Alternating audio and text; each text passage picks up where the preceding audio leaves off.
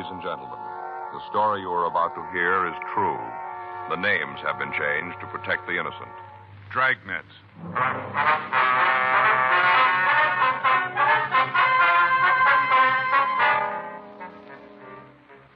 You're a detective sergeant. You're assigned to robbery detail. A hold-up man has been hitting the banks in your city. After 2 months of following down leads, you get a possible identification. Your job?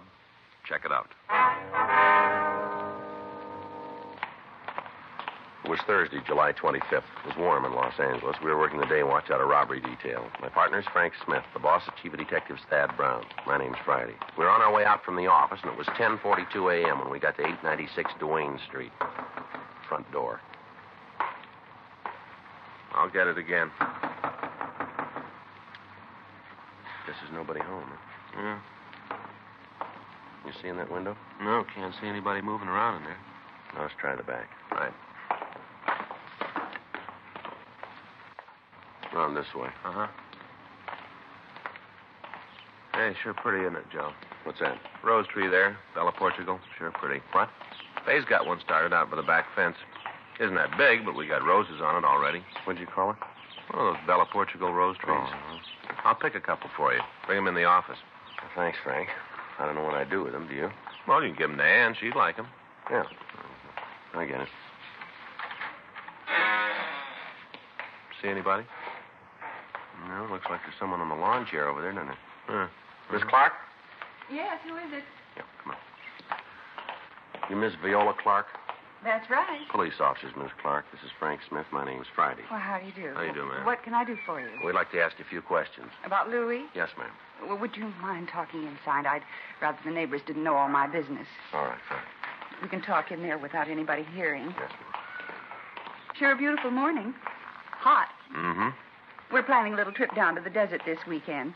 Get some rest and a little sun. Yes, ma'am. I was trying to get a tan before then. Mm-hmm. Look, come on in. Thank you. Just go on through the kitchen. We can talk in the dining room. All right, thank you. I just feel funny going to a place where there's a swimming pool and sitting there without a tan, don't you? Yes, ma'am. Well, I do anyway. It makes me feel self-conscious like. I see, ma'am. Well, just go on in and sit down. I'll get us something cold to drink. No, that's all right, Miss Clark. Thank you. Oh, how about you, Mr. Smith? No, ma'am. Well, I'm going to have something. Bill, that's my husband, brought me a case of that new kind of drink, you know, without any calories. Yes, ma'am. All kinds of flavors, supposed to be for people who are supposed to reduce. Of course, I don't really need it, just that Bill bought it and all. Mm-hmm. Sit down. Thank you. Now, what was it about Louis? He's your brother, is that right? Well, yes, actually, he's my half-brother. You see, his father died and our mother remarried. I see. He's my half-brother. When did you see him last? Oh, let's see. I guess it was before the trouble. That'd make it about 10 years ago. Mm-hmm. You heard anything from him since? Oh, a couple of times. Different people have told me they saw Louis. He always sent his best. But you haven't talked to him, huh? Well, no, not in 10 years. Would you excuse me a minute? I forgot the bottle opener. Yes, ma'am. When Louis got into trouble, we sort of stopped seeing each other. I tried to write to him when he was in prison, little talky-talk letter, but they just seemed to separate us more. What was that again, ma'am? I didn't hear you. I said that I tried to write to him when he was in prison. Sort of a talky-talk letter, but, well, they just seemed to separate us more. I see. Did you see him when he was in prison? Oh, no, it was during the war, and I was pretty busy with other things. Uh-huh. Bill, my husband, was overseas, and I was writing to him, sending him little things. Just never seemed to get around to seeing Louis. I thought about it, but just never quite seemed to get to it. It's a new flavor. Pineapple papaya, kind of tangy. You sure you don't want any? No, thank you. Oh, that's good. I've got some little crackers, low calorie. Would you like some of them? No, ma'am, thank you. Well, when Louis got out of jail, I heard he went back east, Salt Lake, I think. Got a job with a paint store back there. Mm-hmm. Did pretty good. Something happened, though. He quit or got fired or something. Anyway, he came out here again. Do you have any idea where your brother might be staying? No, last I heard it was in some furnished room down on Pico. Would you have the address? I'm afraid not. Do you have any idea where we might be able to get it? Not the least. Uh-huh. What's he done this time? Well, it'll be better if we talk to him about it, ma'am. Well, it seems to me I'm his sister. You should be able to tell me. I'm certainly going to cooperate with you. I think it'd be better if we talk to him, though. If that's the way you're going to handle it, there's not much I can do. Did your brother have any hobbies? Anything that he might try to work at? No, not that I can remember. Well, when he was a kid, I think he used to collect stamps, but then I guess every boy does that. Mostly, though, he used to read a lot. Always had his nose in a book. Had a big collection of those books you could buy in the 5 and dime. You know, the little thick ones. Yeah, I think I know what you mean. I guess he had just about every one that was ever published. There was a big thing with the kids in the neighborhood. Well, Louis had about 100, all different stories. He built a case for them out in the garage out of apple boxes. I remember that, out in the garage. Yes, ma'am. Had a library going, little cards and everything. Charged the kids 2 cents to read the book. Real going business. Oh, he was a funny kid. Always trying to figure out how to get somebody else to do the work for him. He'd say that if he had his way, he'd get what he wanted without really working for it. Wonder if being in jail made him change. If he still feels like that. What's that? That he can live the easy way. He's still trying.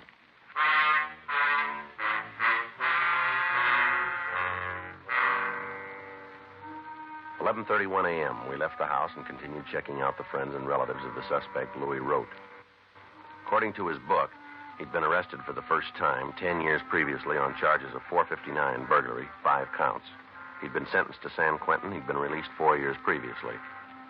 On June 11th, he walked into a bank at the corner of Reservoir and Montana Streets and robbed the place of $1,180. He'd hit again on June 19th, July 12th, and July 23rd. In each instance, the victims were shown mug books, but they were unable to make a positive identification. On July 24th, we talked to a cab driver who had driven the suspect away from the latest holdup.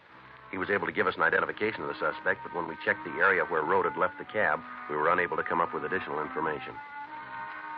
The other victims were shown Rote's picture, and all of them made a positive identification. Locals and APBs were gotten out on him, and all places he was known to frequent were checked.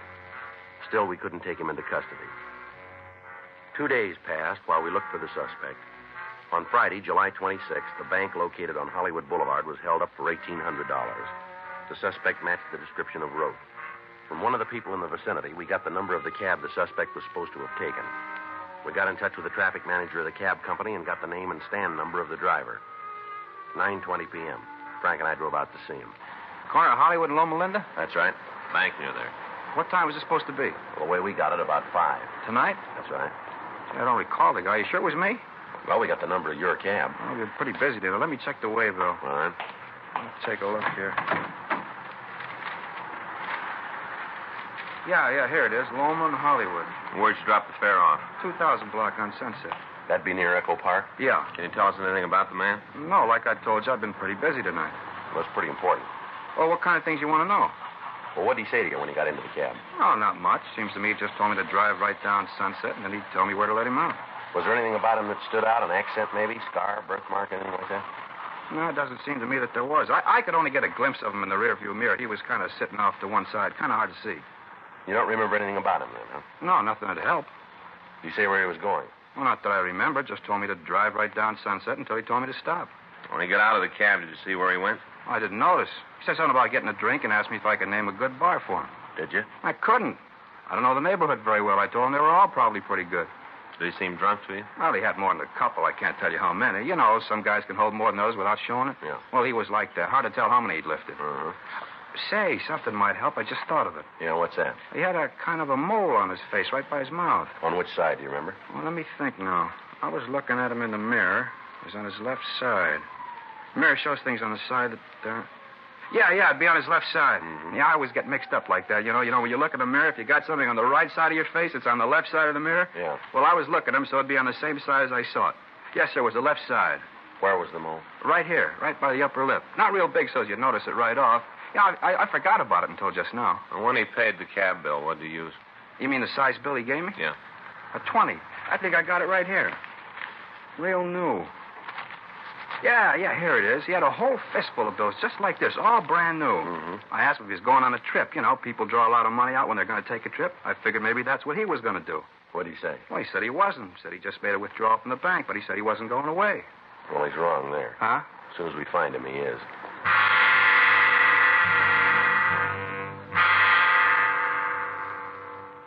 The cab driver identified Rote's mug shot, and at 10:08 p.m., Frank and I drove over to the 2000 block on Sunset Boulevard. We checked at several bars, but we were unable to find the suspect. One of the bartenders said he thought that a man answering Rote's description might have been in, but he couldn't be sure. In each of the places, we left our card, and we asked the owner or the bartender to notify us if the suspect should come in. 12:26 a.m., Frank and I checked back into the office. You want to check the book? I'll sign us out. All right. Anything? Yeah, we got a message here from Faye. Yeah? She wants you to stop by the drugstore and pick up a refilled prescription for the baby. Oh, it says she's already called him. You just have to pick it up. Oh. Well, that blows the coffee. Well, I ought to get home anyway. I'd like to get a good night's sleep. All right. See you in the morning, old buddy. All right. You gonna have breakfast at home? Oh, I don't know if Faye was up half the night with the kids. Might be better if I'd let her sleep. Well, why don't you meet me at that dairy place? Good deal. About 7, huh? That'll be fine with me. All right. You go on ahead. I'll get the lights. Good. No, hold on. I'll get it. Robbery Friday. Yes, sir? No, sir. We're the ones. How long ago was that? I see. Right away. What do you got? Bar out on Sunset. Yeah? Suspect's there now, tearing the place up.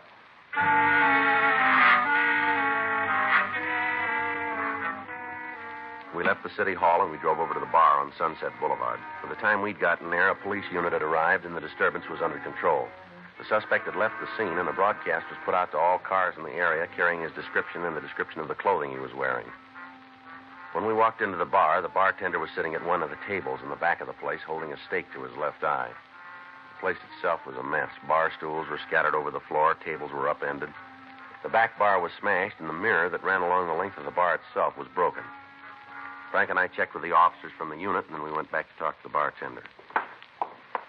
Why didn't you guys tell me about him? Sir? Why didn't you tell me who he was? I didn't know. Look at this place. Look what he did. What started the fight? I don't know. Did you recognize him when he came in?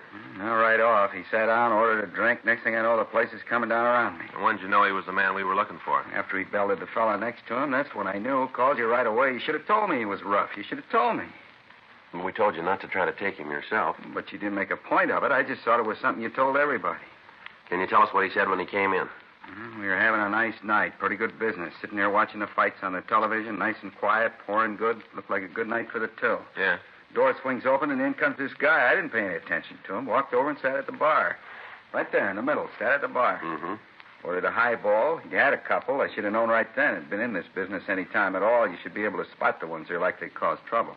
What did he ask for in the drink? Bourbon and ginger. I mixed it, collected for it, and then went back to watching the fight. I had a little bet on it. Always take the white corner with one of the regulars. You know, a couple of bucks. Mm-hmm. I'm standing there watching the fight. All of a sudden, there's one going on in the room. This new guy and the fella next to him. Going at it hot and heavy. All right, go on. This do any good, you know? What's that? Holding a stake on a black eye. Supposed to take swelling down. I wouldn't know, sir. Sure hope so.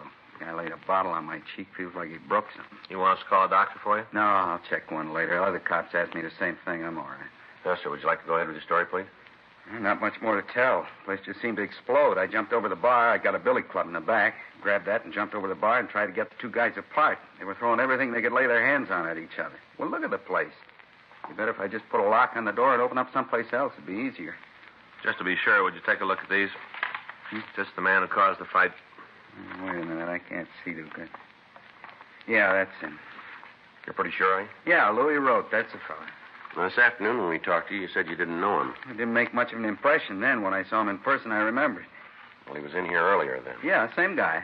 Did you hear him say anything at all that might help us find him? No, but you ought to talk to the guy you had the fight with. Yeah? He went to school with Rote.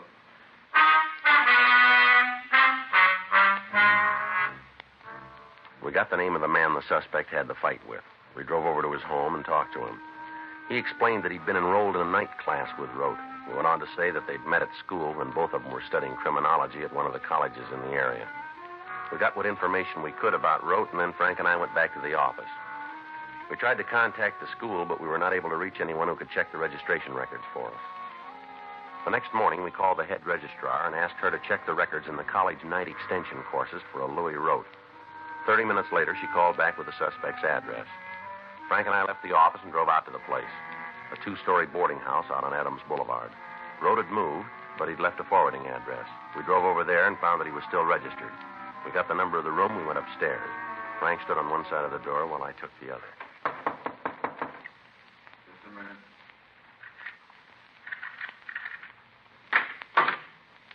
Yeah? You Louis Rote? Yeah, what do you want? Police officers, you're under arrest. For what? Suspicion of robbery? How'd you get to me? We did. Can I get a coat? No, you tell us where it is. We'll get it for you. Closet over there. I'll get it. There's a bottle of aspirin in the pocket there. Make sure you don't drop it.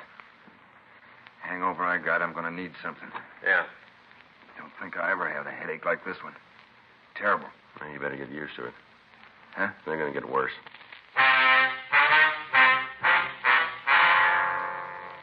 A show-up was arranged, and all of the victims of the holdups were present.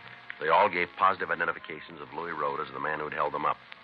A complaint was issued by the district attorney's office, and on the following Friday, August 2nd, a preliminary hearing was held in Division 34 of Municipal Court. Rote was bound over for the charges filed against him. September 2nd at 10 a.m., the suspect pled guilty to robbery in the first degree, 2 counts. Rote asked for immediate sentence, and the judge complied with the request. He was sent to San Quentin, where he went through the clinic. On recommendation of the authorities at the prison, the board ordered him sent to the penitentiary at Chino, California. 7 months had passed since his arrest, and from what we heard, Rote was a model prisoner. During that time, we cleaned up a string of loan company holdups, and Frank's children had gone through the chicken pox and several types of virus. On Sunday, February 23rd, Frank and I were in the office trying to catch up on the detail work. You got the L.A. number on Lawrence Pachetti? Yeah, wait a minute. Here you are. 168947. 68947. You sure mean one. Yeah. Terrible what he did to that kid, isn't it? Oh, man. Robbery Friday. Yeah, Savage. Mm-hmm. When did it happen? Well, we know how he did it? All right, we'll check into it right away. No. Send it down, will you? Right. Bye. Teletype in from Chino. Yeah? Rote just broke out of jail.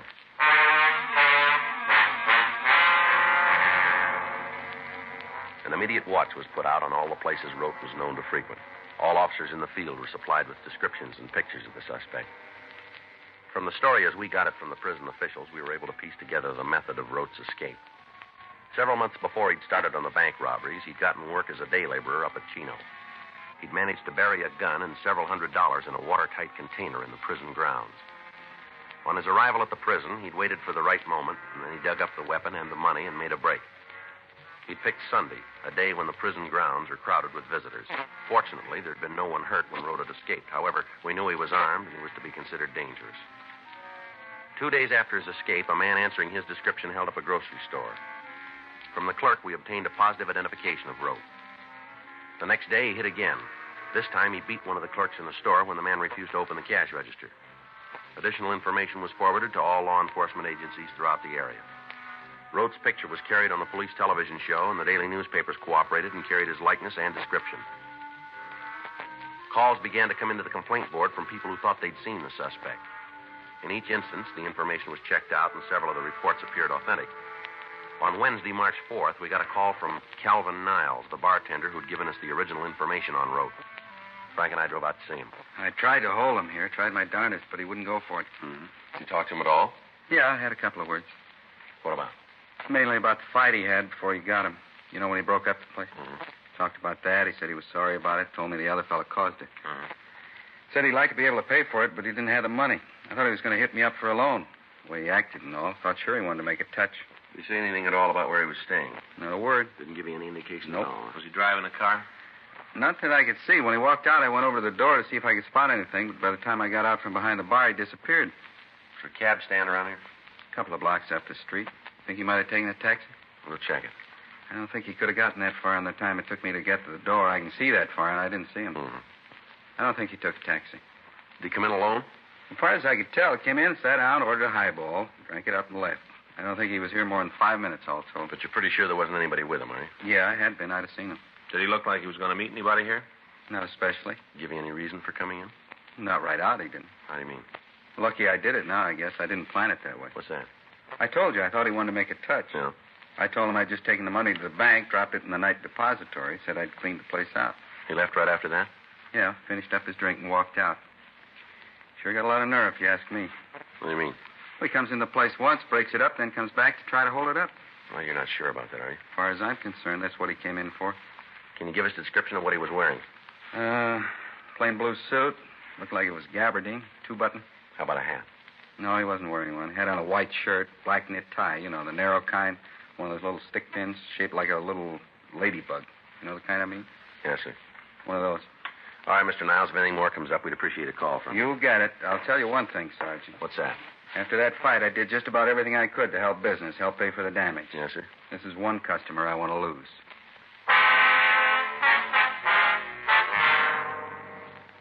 For the next 2 days, the search for the suspect went on. Roaming houses where he might have been staying were checked. Friends and relatives were interrogated. Al Gayton down in San Diego was notified, and he alerted the authorities at the border in the event Rote tried to escape into Mexico. In the meantime, a rolling stakeout was set up in the area where the thief had been hitting. 2 more days passed without activity. On Monday, March 9th, Frank and I were in Unit 1K80 cruising on West Pico. Sure is a quiet night. Yeah. Be glad when it's over. I'll get home and hit the sack. How you coming with the books?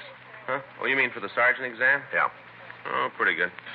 All units, attention, all units. A 211 has just occurred at the grocery store at the corner of Pico Boulevard and Ottawa Street. Unit 1R13, handle the call, code 3. Better hit it. Yeah.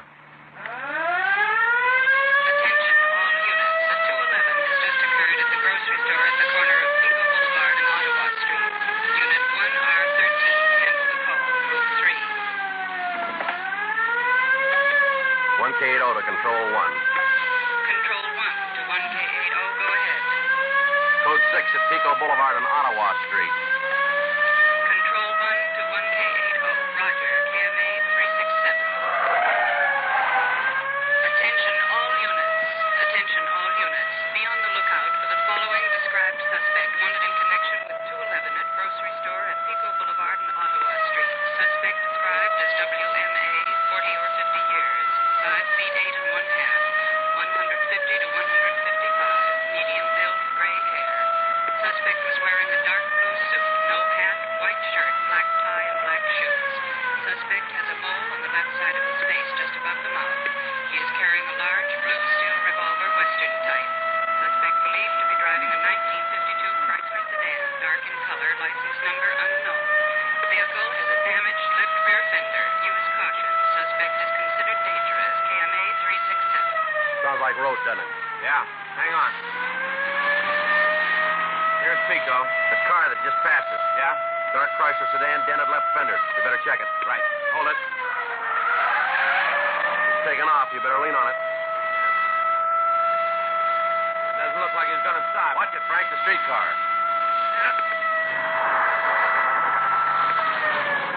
It's a close one. As long as they don't come any closer, huh? You see him?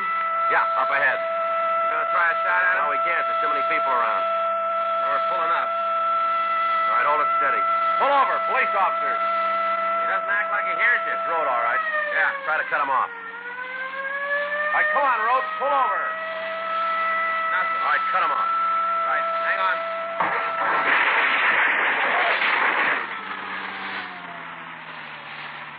Come on, pull up. Let's go. Well, he really plowed into that lamppost. Yeah. All right, come on, out of the car. All right. Getting out. Getting out. See, I've got my hands up in the air. Going like you All right, say. come on, move it. Yeah. Come on, put your hands on the car here. Yeah. Lean on it. I'll check him. Yeah. Here's the gun, Joe. All right. Come on, Ruff. Get your hands behind you. Yeah. All right, let's go. About my car. We'll take care of it. You're not going to just leave it there, are you? I wouldn't worry about it. Huh? You're not going to be driving it for a while.